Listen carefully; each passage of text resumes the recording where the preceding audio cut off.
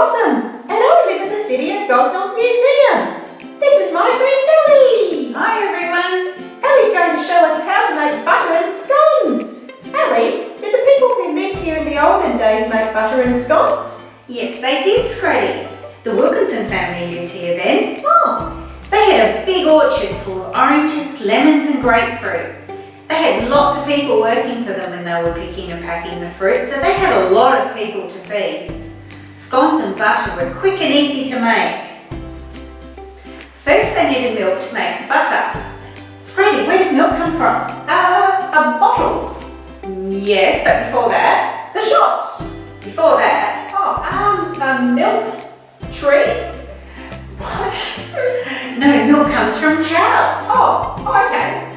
The Wilkinsons had a cow. She was brown and white and her name was Beauty. Oh. And they would milk her twice a day.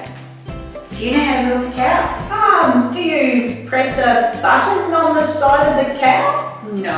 Oh. You find the udders, which are under the belly, and you put your hands around them and you give them a gentle pull and a squeeze. You need to have a bucket underneath to catch the milk. Oh, well, that sounds a bit weird. We've got a video showing how they milk a cow. Let's take a look. Okay. Here's the cow. 2 calves have come in with her. Oh, where are they going? They're walking towards the milking shed.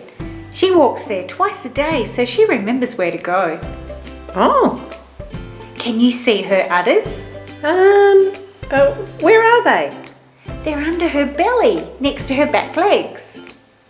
Oh yeah, I can see them. The calves drink milk from them. Oh. Next, the cow will walk up the ramp to go into the milking shed. The lady is going to show us how they milked cows in the olden days. Oh.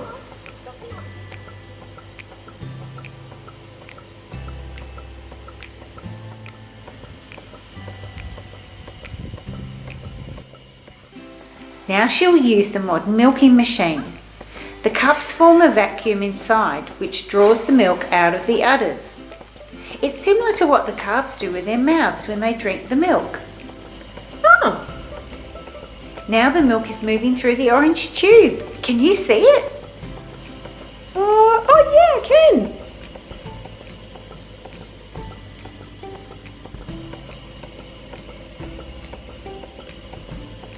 The cow is standing still because she's having something to eat while she's being milked. Her head is inside the feeding box. The milk will be collected in this tank. So that's how it's done. Yeah. The Wilkinsons would bring the milk from the cow up to the kitchen and pour it into a bowl and then let it stand for a while. The milk would separate into milk and cream. Cream is fattier and thicker than the rest of the milk and it floats to the top of the bowl.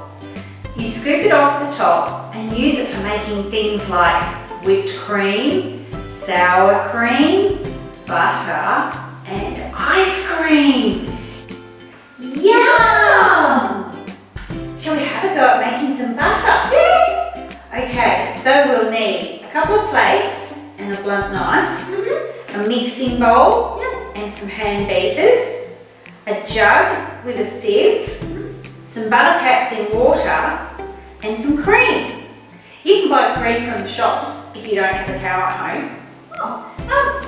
Ellie, why do you have ping pong bats? They're not ping pong bats, they're butter pads. Oh. We'll use them to shape the butter later. They're made of wood and wood soaks up water. We don't want them to soak up the buttermilk later because that would make them smelly. We've put them in water so that they fill up with water and have no space for buttermilk. I've let the cream stand on the bench for a while so it's at room temperature. Now, do you have beaters like these at home? If not, you can use electric beaters or an electric mixer. See how runny the cream is right now? Oh yeah. Let's start beating it.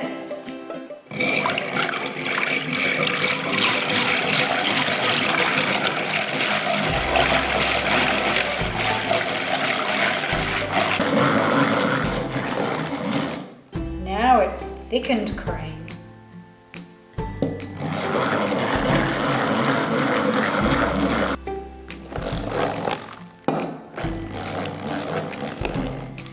Now it's whipped cream. This is yummy on cakes and scones with jam. Yum!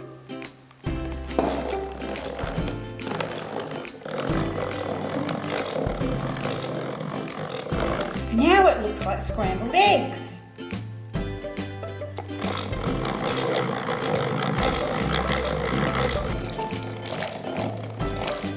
Scratty, look at this. The cream's turning yellow and it's separating into butter and buttermilk. Oh wow, it's like magic! Yes, it is.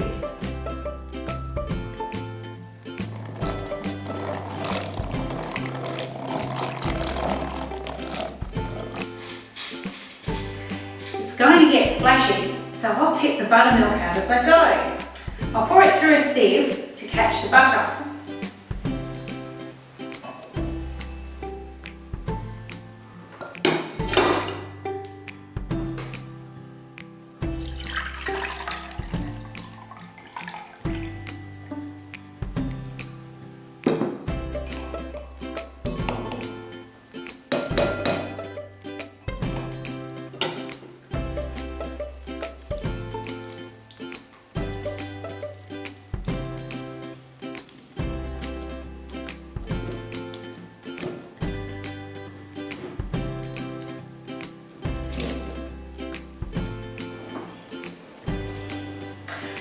Scratty, this is too hard to turn now. I think we're finished. Yay! Now, let's push the butter out of the beaters. Now, Scratty, what would I use to do that? Your fingers? Oh no, Scratty. If the beaters turn, they could pinch and hurt my fingers. Oh no! I'll use a blunt knife. If you're doing this at home with an electric beater, make sure the power is turned off and the cord is unplugged before you go ahead.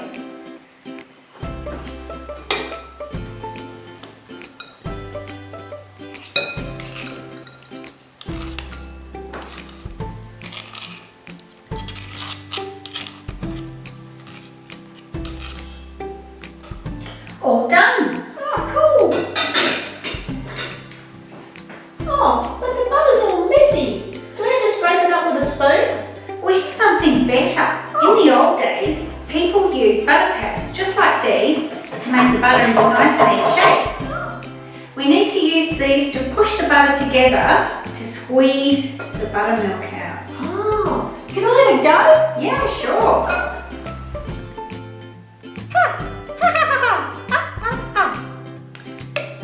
No, Scratty. Oh, can I help? What we need to do is we need to push the butter pats into the middle to push the butter in. Do you want me to finish it off now, Scratty? Yeah.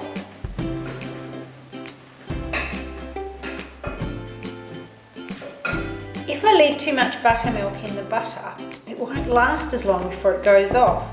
So I'm squeezing it out. At this stage, you could mix in some garlic, salt or herbs to give it flavour.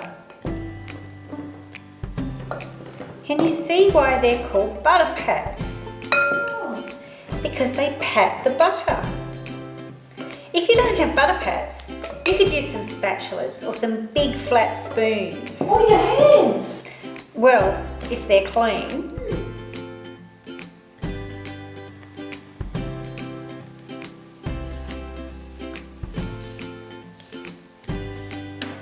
There. Let's put that in the fridge for later. And this is the buttermilk.